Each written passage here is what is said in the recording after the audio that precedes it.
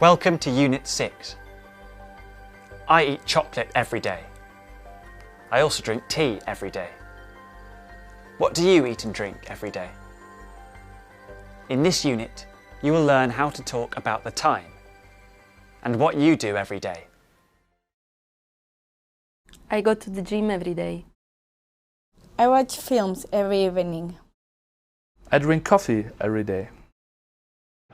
You will read about a day in the life of a busy doctor, Anna, and about her brother, Toby.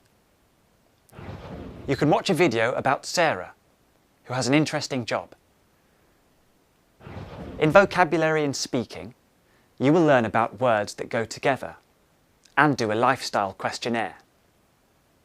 Do you get up early? Do you always have breakfast? In the weekend or at the weekend? In the morning or on the morning?